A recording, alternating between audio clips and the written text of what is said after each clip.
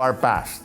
We have with us Dr. Gilbert Eric Ignacio, founder and director of Intimacy Philippines, a full-time missionary, a registered psychotherapist, trauma and grief expert. Welcome to the 700 Club Asia, Doc. God bless you. Maraming salamat.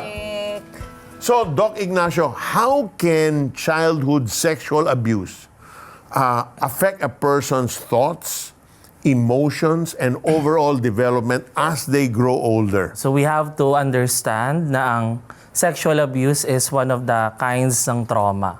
And when we talk about sexual abuse, it shatters yung safety nung bata, yung sense of security, and even yung sense of identity. And and when it happens, it actually brings a lot of fear. Kasi nga nasira yung safety nung bata at shame, malalim na shame, Shame na nagsasabi na there's something wrong with me. There's something defective. And nakakahiya, nakakadire. And with what we heard from Kerubin, we have to also understand na ang male psychology is actually tied up sa ating identity, yung sa mga lalaki. When sexual abuse happens, dinidistort nito yung identity ng bata. So kaya makikita natin with the story ni Kerubin, when sexual abuse happened, it distorted yung needs niya na actually healthy. Right. Need for emotional connection, need for safety, need for affirmation. Nayurakan siya nung sexual abuse. That's why yung need niya for a masculine love turned out to be sexualized. Meaning, nag-develop siya as sex addiction. So makikita natin dun sa story ni Kerubin, na naging porn addict siya, nag-cyber modeling. And all of these ways are actually him trying to survive dun sa impact ng sexual abuse na nangyari sa kanya. Oh, wow. I didn't look at it that way. Yung survival mode. Yeah. Ano ba yung, Doc Gilbert, yung signs na maaaring kahit matanda ng isang tao, may trauma na hindi nag-heal? Mostly kasi ng trauma, we have to understand na magmamanifest siya as a child, but eventually yung full impact niya ay darating sa adulthood. And look at it as yung puno na may bunga. We can see yung puno based sa bunga niya. So, mga sample nito is developing addiction, like gambling, smoking, alcoholism, and even sex addiction. We can see dun sa story niya. Being with toxic relationships, developing mental health issues like depression, anxiety, suicidal ideation, and such, and ultimately like repeating the abusive pattern by, abusing oneself or even being in an abusive relationship. So, ibig sabihin, Doc, kung na-abuse ako, I also have the tendency to abuse someone else. Yes, kung hindi mare-resolve yung trauma na.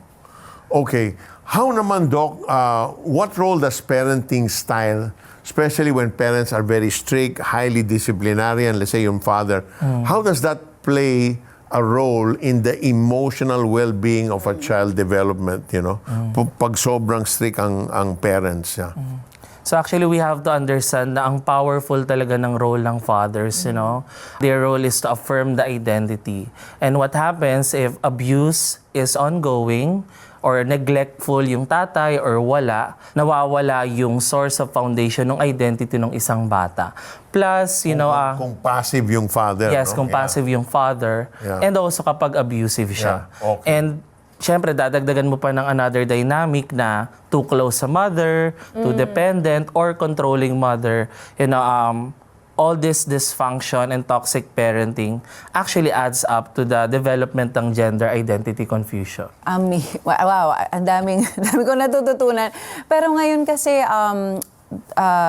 Doc Gilbert, syempre we noticed the rise in young people getting more and more confused with their identity, and some would claim na I wasn't naman abused, Saan nanggagaling yung confusion na yon with their gender identity? So actually, normal yun, Miss Sonja, no, na they are not abused as they claim kasi nga, we have psychological defense. You know, we protect ourselves from anything na overwhelming sa atin. You know, especially with kids, you know, how can they actually embrace na abusive yung parents sila? Well, in fact, dapat loving, di ba? You know, so that's why, you know, in that way, they try to protect themselves. And in order to survive, doon nagkakaroon ng iba't ibang manifestations such as, yun na, yung gender identity confusion, addiction, mental health issues, and toxic relationships, and more. Maraming salamat, Doc, no, for that powerful insight. We're going to discuss more mamaya. So, samantala, saan kaya? More about trauma and the journey towards healing.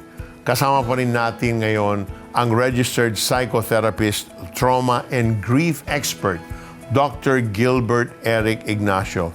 Doc, bakit may mga taong kahit gusto nang magbago, ay muli pa rin bumabalik sa dati nilang nakasanayan? I mean, there's that desire for change, no? Parang they're trapped in that, Yeah, well, Brother Peter, we have to understand na ito ay mga defense mechanisms, you know, whether it can be addiction, or toxic relationship, you know, whatever repetitive patterns na nakakasama sa kanila, you know, they've learned that na ito yung way to survive all those years of trauma. So dahil yun yung way nila to meet yung need nila for comfort, for affirmation, for safety, you know, dahil nasanay sila na yun ang way nila to meet those needs. You know, bumabalik at bumabalik pa rin sila. That's the reason. My question, Doc, is let's say somebody comes up to us and opens up about musters the courage to actually say they were abused as a child. How should we respond in a way that makes them feel seen and in a way that helps them as well?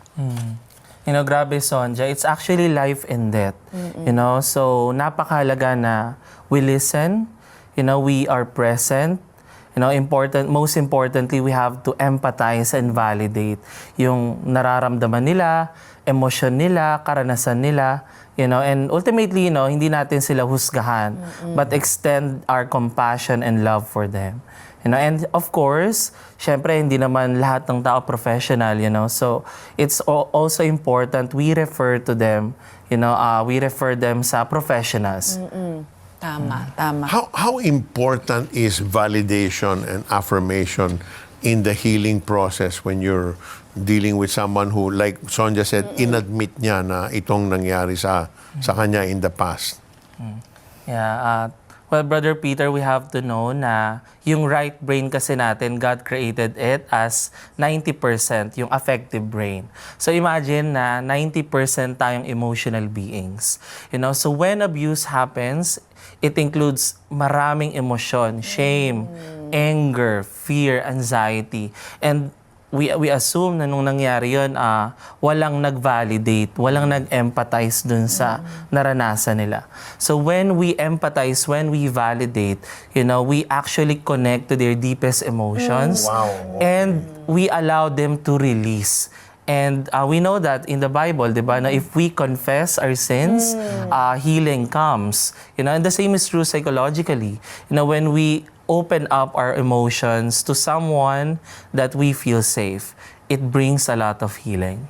That is amazing. Grabe. Ang galing lang how both it's biblical and practical. Right. And kanina we were talking about how important it is that we approach healing from a holistic perspective. So I want to ask you, how important is it that we both work together with the church or from a perspective of faith and psychology? How can we effectively work together to journey in someone's healing?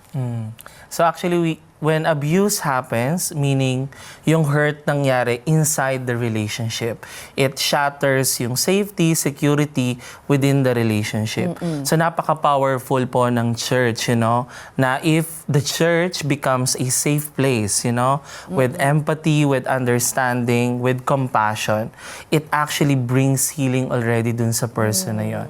And hopefully yung church would also be willing, to connect with professionals, with counselors, psychologists, and kami naman, yung role namin is to process yung trauma na nangyari.